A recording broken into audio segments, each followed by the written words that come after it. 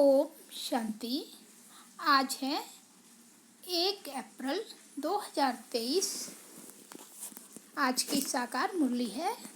बाबा बोले, मीठे बच्चे, लक्ष्य सोप से आत्मा रूपी वस्त्र को साफ करो। अंदर में कोई भी मैल नहीं रहनी चाहिए। आज का प्रश्न है, पुरुषार्थी बच्चे कर्मों की किस गुह्य गति को जानते हुए पुरुषार्थ में सदा तत्पर रहते हैं? उत्तर है, आत्मा पर अनेक जन्मों की पाप कर्मों का बोझ है। अनेक कड़े संस्कार हैं। उन संस्कारों को बिगैर योग के परिवर्तन नहीं किया जा सकता। आत्मा पाप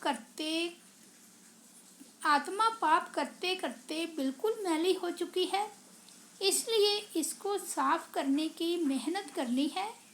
वह याद के सिवाय साफ नहीं होगी। याद में तूफान भी आएंगे, लेकिन कितने भी तूफान आए वह पुरुषार्थ में सदा लगे रहेंगे। गीत बजा है, मैं एक नन्हा सा बच्चा हूँ। ओम शांति। अब जो आकर के बाप के बच्चे बनते हैं वह खुद ही कहते हैं, हे बाबा, मैं अभी नया छोटा बच्चा हूँ। कोई 1 मास का है, कोई 8 रोज का है। यहाँ तो सब छोटे हैं ना। नए बच्चे कहेंगे हम छोटे हैं। कोई को 20, कोई को 15 वर्ष हुए हैं। वृद्धि को पाते रहते हैं। कहते हैं बच्चा तो बना हूँ, परंतु हूँ छोटा बच्चा। हमको भी अपना वर्षा दे देना, या हमारे ऊपर भी ज्ञान वर्षा करना। ज्ञान वर्षा तो होती है ना। इनको भाग्यशाली रथ कहा जाता है। जिसने ज्ञान गंगा लाई वह ज्ञान अमृत लाया। उनके नाम बहुत है। भागीरथ भी है, अर्जुन भी है, दक्ष प्रजापिता भी कहते हैं। है तो एक ही प्रजापिता जो सभी को लक्ष्य देते हैं। बहुत बच्चे आते हैं जिनके वस्त्र बिल्कुल मैले पुराने हैं। कोई कपड़े कैसे हैं, कोई कैसे हैं। कोई तो ऐसे सड़े हुए हैं जो धोने से एकदम फट पड़ते हैं। बाप कहते हैं, यह धोबी काट कितने वर्षों से चलता आ रहा है। कपड़े धोते ही आए हैं। कोई तो अच्छे हो गए हैं, कोई को तो कितना भी साफ करो फिर भी मैले के मैले रह जाते हैं। बाप के ज्ञान की सोटी जोर से लगाओ तो फट पड़ते हैं, भाग जाते हैं। जो साफ नहीं होते, शुद्ध होकर औरों को शुद्ध नहीं बनाते, तो समझा जाता है इनकी तकदीर में नहीं है। जो खुद अच्छे बन जाते हैं वह औरों के भी कपड़े धोते रहते हैं। यह धोबी घाट भी है। आत्मा प्योर होने से फिर शरीर भी प्योर मिलता है। सावरे से गोरे बन जाते हैं। सावरे तो इस समय सभी हैं। बाप तो आए हैं बिल्कुल ही शाहन का शाह बनाने, क्योंकि पाप आत्मा तो सब है ना। इस जन्म का तो पता लग जाता है, आगे जन्मों का पता नहीं पड़ता है। समझाते हुए फिर भी नहीं समझते, नहीं सुधरते, तो समझा जाता है शायद आगे कोई पतित होंगे जो संस्कार सुधरते नहीं। जैसे गर्म तवे पर पानी पड़ते ही सूख जाता है। भगवान आकर लक्ष्य सोप से साफ करते हैं। हर एक की नब्ज देखी जाती है। बाप तो बिल्कुल सहज समझाते हैं। बच्चे, मुझे याद करने से आत्मा प्योर होती जाएगी। नष्टो मोहा भी होना है। मोस्ट बिलवड बाप है। आधा कल्प भक्तों ने भक्ति की है, द्वापर से लेकर। वही फिर देवी देवता बनने वाले हैं, मालूम पड़ जाता है। बाप कहते हैं, उठते बैठते मुझ बाप को याद करो। जैसे कुमार कुमारी की सगाई हो जाती है तो 1-2 की याद रहती है ना। यहाँ तो साजन को और ही छोड़ भगंती हो जाती हैं। जो साजन स्वर्ग का मालिक बनाते उनको याद ही नहीं करते। ऐसे और कोई कह न सके। मैं कल्प पहले मौफिक अजामिल जैसी पाप आत्माओं का उद्धार करने आया हूँ। कोई का कपड़ा अच्छा है, कोई का मैला है। स्त्री कहती है, बाबा हमको पवित्र शुद्ध बनाओ। पुरुष फिर कहते, मैं तो बिगैर रह नहीं सकता हूँ। झगड़ा पड़ जाता है। अबलाओं पर कितने अत्याचार होते हैं। जो पवित्र नहीं बनते वे कितने बिगड़ डालते हैं। सन्यासियों को तो कोई रोक नहीं सकता। गवर्नमेंट भी कह नहीं सकती कि तुम्हारे बाल बच्चे भी की संभाल कौन करेगा। यहाँ इस पर झगड़ा होता है। एक पवित्र बनते, दूसरा फिर अजामिल पापी रह जाते। जो पक्के निश्चय बुद्धि बन जाते वे कोई की परवाह नहीं करते।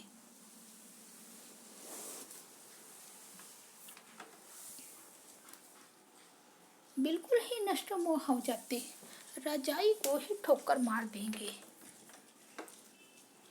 भक्ति मार्ग में मीरा का मिसाल है। भक्ति मार्ग में ऐसे बहुत हुए हैं, यहाँ मुश्किल निकलते हैं। हाँ, ऐसे भी निकलेंगे, कहेंगे हमको तो पवित्र बनना है, फट से कहेंगे हमको रजाई की कोई परवाह नहीं है।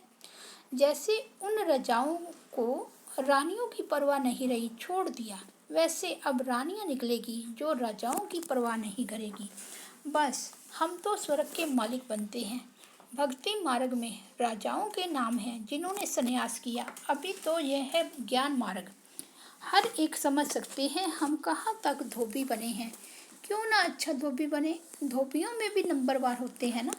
विलायत में कपड़े धोने के लिए भेजे जाते हैं तो जरूर वे अच्छे कपड़े साफ करते होंगे। यहाँ भी ऐसे है।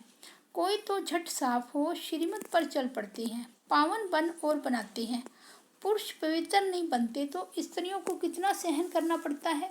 आजकल तो बहुत संभाल करनी पड़ती है, क्योंकि हर एक मनुष्य 5 भूतों के वश है।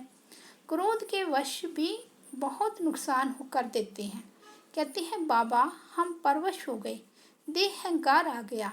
देह अहंकार आने से ही फिर और विकार आ जाते हैं। अपने को देही समझ बाप को याद नहीं करेंगे तो रजिस्टर खराब हो जाएगा। मनसा में तूफान तो आएंगे, परंतु कर्म इंद्रियों से नहीं करना है। बाप कहते हैं विश्व का मालिक बनना कोई मासी का घर थोड़े ही है।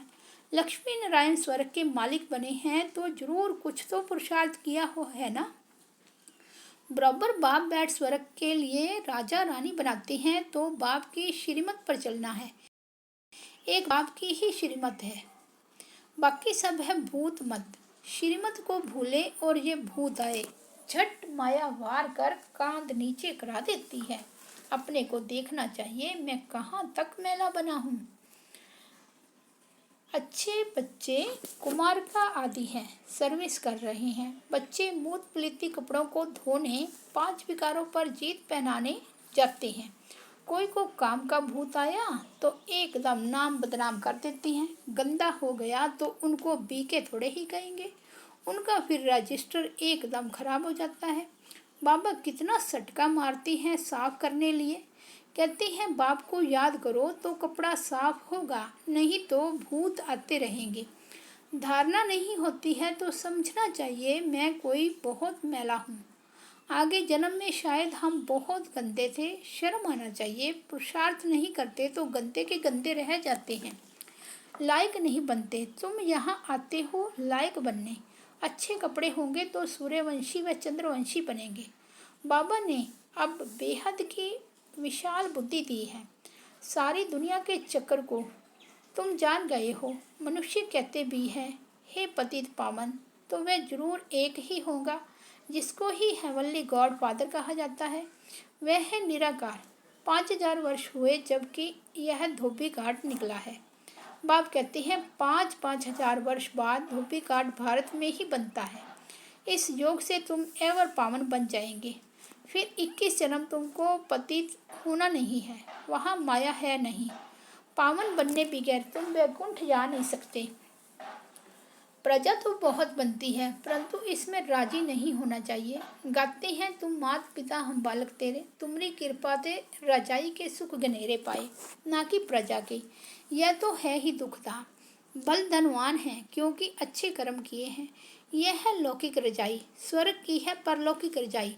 दोनों कैसे मिलती है यह भी तुम बच्चे जानते हो। बाप कहते हैं मेरी श्रीमत पर चलने से फिर 21 जन्म तुम सजाए नहीं भोगेंगे। ऐसे नहीं धंधा आदि छोड़ यहाँ बैठ जाना है। बच्चों की तुमको पालना करनी है, तुम्हारी रचना है। धंधा धोरी में घाटा व फायदा तो होता ही है। सतयुग में तो है प्रलब्ध, वहाँ घाटे आदि की कोई बात नहीं। यहाँ तुम श्रीमत से इतना फायदा करते हो जो 21 जन्म घाटे की कोई बात नहीं। पूरा ज्ञान ना लेने से फिर दर्जा कम मिलेगा। श्रीमत पर चलने से नष्टो मोह बनते हो तो अच्छा ही पद पा लेते हो। उनका मान यहाँ ही होता है। नंबरवार रजाई मिलती है तो फॉलो करना चाहिए माता पिता को। मदर फादर कर्म सीखते और सिखलाते हैं। कहते हैं श्रीमत पर चलो, विकारों में न जाओ, परहेज पर चलो। युक्तियाँ बहुत बतलाते हैं। अविनाशी सर्जन बाबा है, बाकी सभी है पेशेंट। तुम मददगार बनते हो, तुम हो नायब सर्जन। नंबरवार सबसे तीखा अविनाशी सर्जन शिव बाबा एक ही है। सर्जनों में नंबरवार होते हैं ना। कोई तो लाख भी कमाते, कोई तो अपना पेट भी पूरा नहीं भर सकते। कोई चलते चलते बाप का हाथ छोड़ देते हैं तो उनके लिए कहेंगे ना, ये छी मैले कपड़े हैं। बहुत जन्मों के संस्कार खींचते हैं ना, फिर ज्ञान धारण नहीं कर सकते। ज्ञान का रंग चढ़ता नहीं, यह भी ड्रामा। बाबा आते ही हैं सुख देने के लिए। साधुओं को भी निर्वाण धाम और सेक्शन में भेज देंगे। साधुओं को भी निर्वाण धाम अपने सेक्शन में भेज देंगे। भारत का जो आदि सनातन देवी देवता धर्म है वह प्राय लोप हो गया है। अपने धर्म कर्म से भ्रष्ट हो गए हैं। देवी देवता कहलाने वाला कोई रहा नहीं है। ना हो तब तो मैं आकर स्थापन करूं तो जरूर और भी धर्म की आत्माओं को वापस ले जाना पड़े। मनुष्य मुक्ति धाम में ही जाना चाहते हैं। बाप कहते हैं मैं इनके लिए ही आया हूँ। तो बच्चों को अपने से पूछना चाहिए, क्या आगे हम बहुत पतित थे जो धारणा नहीं होती। मम्मा बाबा के तख्त नशीन बन नहीं सकते तो जाकर दासी बनेंगे। बाप कहते हैं मैं पतितों को पावन बनाने आया हूँ। इस शरीर का हदार लिया है, नहीं तो पतितों को पावन कैसे बनाओ। तुम बच्चे कहेंगे बाप द्वारा हम सो देवी देवता पावन बन रहे हैं। अभी बने नहीं हैं, पुरुषार्थी हैं। श्रीमत पर चल श्रेष्ठ बनना है, यह नॉलेज बाप ही देते हैं। नॉलेजफुल एक गॉड फादर को कहा जाता है। वही सारे ब्रह्मांड, मूल वतन, सूक्ष्म वतन, स्थूल वतन, सृष्टि के आदि मध्य अंत का समाचार सुनाते हैं। तुम भी नॉलेजफुल बन जाओ। कोई तो नॉलेजफुल बन जाते हैं, कोई तो बिल्कुल धारण नहीं करते। समझेंगे इनकी तकदीर में नहीं है। अच्छे बच्चे बड़ा अच्छा पुरुषार्थ करते हैं, बाकी घर बार तो संभालना ही है। शुरू में इनों की 14 वर्ष भट्ठी रही। कपड़े धोते धोते कितने अच्छे गोरे बन गए। कोई टूट पड़े, कोई मैले के मैले ही रहे। आजकल तो 7 रोज भी मुश्किल ठहर सकते हैं। पहले तो पूरी भट्ठी थी। भट्ठी नहीं होती तो तुम तैयार कैसे होते। ईंटें भट्ठी में पकती है ना, फिर कोई कच्चे रह जाते हैं, कोई टूट पड़ते हैं। यहाँ भी ऐसे हैं, बहुत कपड़े फट पड़ते। श्रीमत पर नहीं चलने से साफ नहीं होते हैं।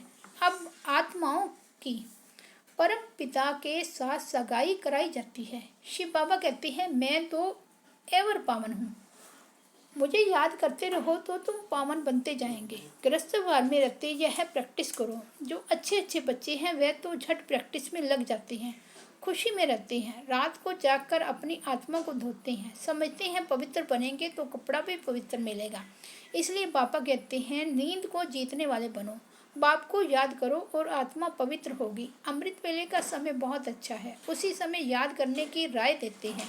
नींद आए तो आंखों में तेल लगा लो, मतलब पुरुषार्थ करो। श्रीमत मिलती है याद करो। भल माया तूफान लाए तो भी तुम बाबा को याद करो। अच्छा, मीठे मीठे सिकिलते बच्चों प्रति माता पिता बाप दादा का याद प्यार और गुड मॉर्निंग। रूहानी बाप की रूहानी बच्चों को नमस्ते। हम रूहानी बच्चों की रूहानी बाप दादा को याद प्यार गुड मॉर्निंग और नमस्ते। धारणा के लिए मुख्य सार फर्स्ट पॉइंट है श्रीमत पर नष्टो मोह बनना है, परहेज और युक्ति से चलना है, रजिस्टर खराब होने नहीं देना है। दूसरा पॉइंट है नींद को जीतने वालापन। अमृत वेले विशेष आत्मा को साफ करने के लिए बाप की याद में रहना है। ज्ञान योग से आत्मा को पावन बनाना है। वरदान है एक ही संकल्प में स्थित हो, महातीर्थ की प्रत्यक्षता करने वाले जिम्मेवार आत्मा भाव। यह आबू विश्व के लिए लाइट हाउस है। इस महातीर्थ की प्रत्यक्षता करने के लिए सर्व ब्राह्मण आत्माओं का एक ही संकल्प हो कि हर आत्मा को यहाँ से ठिकाना मिले।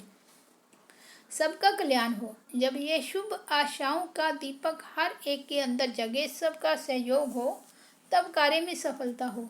सबके मन से यह आवाज़ निकले कि यह मेरी जिम्मेवारी है।